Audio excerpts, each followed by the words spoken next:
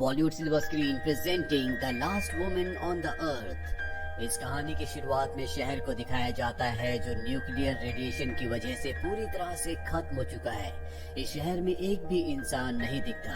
अब कुछ ही लोग बचे हैं जिन्हें सर्वाइवर्स कहा जाता है, जो अपनी जान बचाने के लिए खाना इकट्ठा करते हैं और किसी तरह से अपने आप को रेडिएशन से बचाते हैं। यही हमें एक लड़की को दिखाया जाता है जिसने अपनी पूरी बॉडी को कवर किया होता है। इस लड़की का नाम एना है।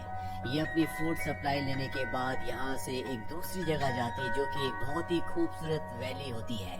दरअसल ये ऐसी जगह है जहाँ पर रेडिएशन नहीं है, इसीलिए वो अपने प्रोटेक्टिव हेलमेट को और सूट को उतार देती है। दरअसल ये वैली उसकी फैमिली वैली है और यहाँ पर वातावरण ऐसा है जहाँ पर बिना हेलमेट के रहा जा सकता है। लेकिन घर जाने के बाद वो सबसे पहले अपनी बॉडी को अच्छे से वॉश करती है ताकि उसकी बॉडी में कहीं भी रेडिएशन ना हो।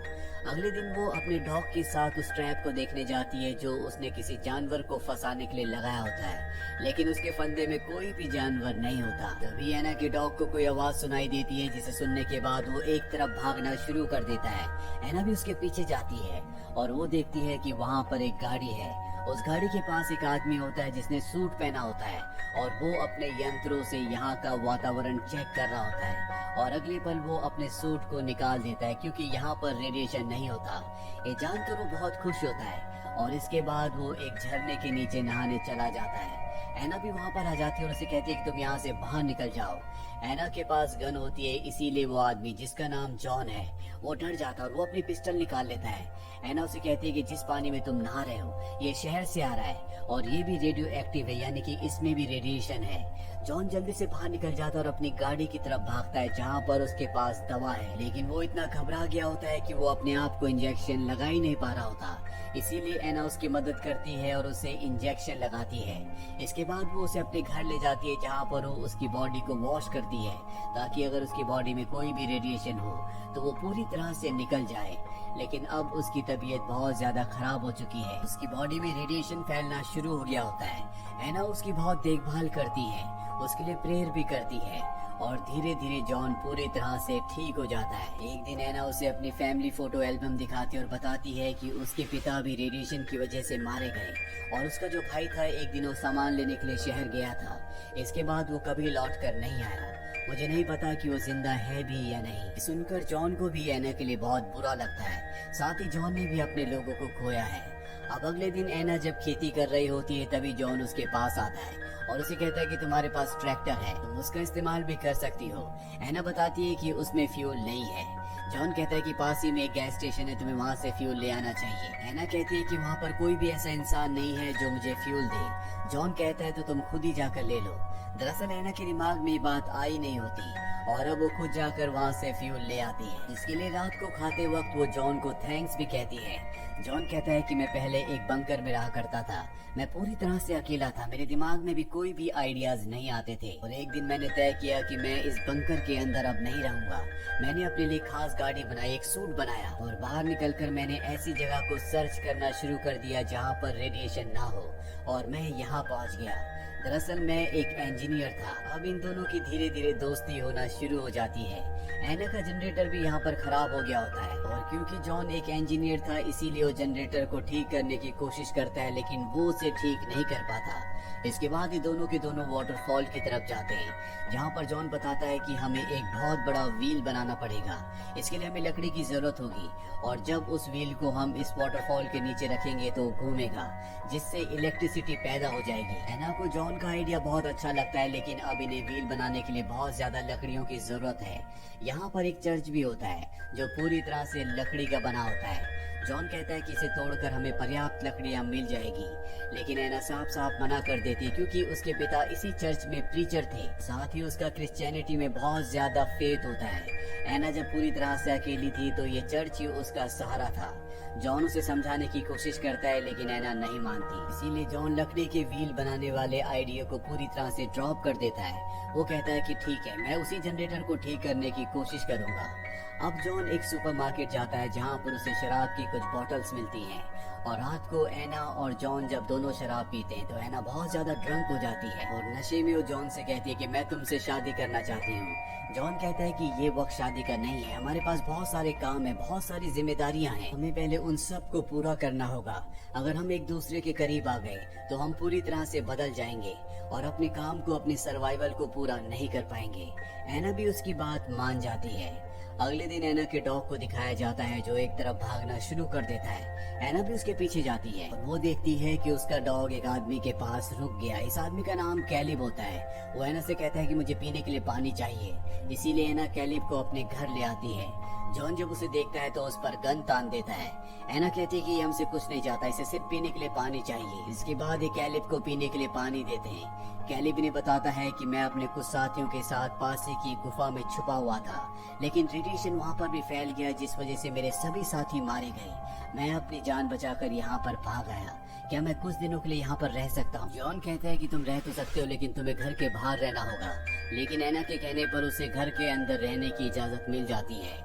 और जब ये सब के सब खाना खा रहे होते हैं तभी वो जॉन से पूछता है कि तुम यहाँ पर कैसे आए। जॉन बताता है कि मैं ऐसी जगह की तलाश करने की कोशिश कर रहा था जहाँ पर रेडिएशन ना हो। तभी मैंने देखा कि एक लड़का मेरा खाना चुराने की कोशिश कर रहा है। जब मैं उसके पास गया तो मैंने देखा कि उसकी हालत बहुत ज्यादा खराब है, जिसके बाद मैं उसे वहीं छोड़कर इस जगह पर आ गया। एना केबिल को उसका कमरा दिखाती है जो देखकर जॉन को बिल्कुल भी अच्छा नहीं लगता। जॉन उससे कहता है कि तुम्हें उसके साथ इतना क्लोज होने की जरूरत नहीं है, तुम्हें नहीं पता कि वो कौन है और किस मकसद से यहाँ पर आया है। एना कहती है कि तुम मुझ पर शक कर रहे हो, ना ही तुमने कभी मुझे उस लड़के के बारे में बताया जो तुम्हें यहाँ आने से पहले मिला था, जो रेडिएशन से इफेक्टेड था। जॉन कहता है कि तुम सच नहीं सुन पाती। एना कहती है कि रेडिएशन में मेरे पिता इस दुनिया से चले गए, मेरा भाई भी खो गया, मैंने बहुत कुछ सहा है, इसीलिए मेरे अंदर बहुत ज्यादा शक्ति आ चुकी है, मैं किसी भी चीज का सामना कर सकती हूँ। जॉन उसे बताता है कि जो लड़का मुझे मिला था, जिसने मेरा खाना चुराने की कोशिश की थी, वो बहुत ज्यादा बीमार था। वो मुझसे भीख मांग रहा था कि तुम मुझे मार दो, इसीलिए मुझे उसे शूट करके मारना पड़ा। और वो और कोई नहीं बल्कि तुम्हारा भाई था जिसकी फोटो तुमने मुझे दिखाई थी। ये सुनकर एना को बहुत दुख होता है। जॉन उससे माफी मांगता है। एना भी सिचुएशन को समझकर उसे माफ कर देती है। अगले दिन जॉन और कैलिब शिकार करने जाते हैं जहाँ पर वो ऑर्चिड को मार कर लेकर आते हैं। रात को जब ये डिनर कर रहे होते हैं तो जॉन कहता है कि हमें व्हील बनाना चाहिए ताकि यहाँ पर इलेक्ट्रिसिटी दोबारा आ सके। एना कहती है तुम्हें जो करना है तुम कर सकते हो, लेकिन कैलिब इस फेवर में नहीं होता कि चर्च को तोड़ा जाए। वो कहता है कि हमारे पास प्रार्थना करने की सिर्फ एक ही जगह है, हमें लकड़ियाँ इकट्ठा करने के लिए कोई दूसरा रास्ता निकालना चाहिए। लेकिन इनके पास कोई भी दूसरा रास्ता नहीं होता, इसीलिए अगले दिन ये चर्च को तोड़ना शुरू कर देते हैं। यहाँ पर एना और कैलिब की केमिस्ट्री एक दूसरे के साथ बहुत अच्छी होती है। ये दोनों एक दूसरे की कंपनी को बहुत एंजॉय करते हैं। और जब जॉन ने देखता है तो उसके दिल में जेलसी पैदा होना शुरू हो जाती है। कैलिब और एना को एक साथ देखकर वो बिल्कुल भी खुश नहीं होता। रात को जब एना जॉन के पास आती है तो उससे कहता है कि तुम चाहे जिस मर्जी के साथ रह सकती हो, ये तुम्हारी जिंदगी है। ये सुनकर उसे बिल्कुल अच्छा नहीं लगता। वो उसे कहती है कि तुम मुझ पर शक कर रहे हो, मेरे और कैलिब के बीच में कुछ भी नहीं है। अगले दिन दिखाया जाता है कि बहुत मेहनत करने के बाद ये आधे व्हील को बना लेते हैं। ये सब के सब बहुत खुश होते हैं, इसीलिए रात को ये वाइन पीते हैं, जिसके बाद एंजॉय करने के लिए लेक पर जाते हैं। लेक के अंदर जाने के बाद ये गेम खेलते हैं। जॉन एक बोतल को पानी के अंदर फेंक देता और कहता है कि जो इसे ढूंढ कर लाएगा वो इस गेम को जीत जाएगा। सबसे पहले जॉन जाता है, लेकिन उसे बोतल नहीं मिलती। इसके बाद एना जाती है, वो बताती है कि मुझे बोतल मिली थी लेकिन वो मेरे हाथ से छूट गई। कैलिब उसकी बात पर विश्वास नहीं करता। वो कहता है कि मैं तुम्हारे साथ जाऊंगा, और ये दोनों के दोनों तालाब के अंदर डुबकी लगाते हैं। ये देखकर जॉन को बहुत गुस्सा आता है। अंदर ही अंदर उसके दिल में जेलसी और भी ज्यादा बढ़ जाती है। और जब ये तालाब से बाहर आते हैं तो जॉन एना से कहता है कि मैं भी तुमसे प्यार करता हूँ। उस वक्त मैंने तुम्हारे प्यार को एक्सेप्ट नहीं किया था क्योंकि वो सही वक्त नहीं था, लेकिन अब मुझे एहसास है कि मुझे तुमसे प्यार है। इसके बाद एक घर आ जाते हैं। एना और जॉन एक कमरे में जाते हैं जहाँ एना और जॉन एक दूसरे के फिजिकली क्लोज आना चाहते हैं, लेकिन जॉन ने बहुत ज्यादा ड्रिंक की होती है इसीलिए वो सो जाता है। एना उसे उठाने की कोशिश करती है लेकिन उसकी आंख नहीं खुलती। जिसके बाद एना कैलिब के कमरे में जाते हैं। वैसे भी इन दोनों की केमिस्ट्री बहुत अच्छी होती है और आज की रात को ये दोनों फिजिकली एक दूसरे के बहुत ज्यादा क्लोज हो जाते हैं। अगली सुबह एना जब ब्रेकफास्ट के लिए बैठी होती है तो वहाँ पर कैलिब आता है और जिस तरह से वो एना को टच कर रहा होता है, जॉन को देखकर शक हो जाता है कि इन दोनों के बीच में कुछ न कुछ गड़बड़ है। कुछ न कुछ तो ऐसा हुआ है जिस वजह से इन दोनों के जेस्चर्स बदल चुके हैं, लेकिन फिलहाल वो इन दोनों को कुछ भी नहीं बोलता।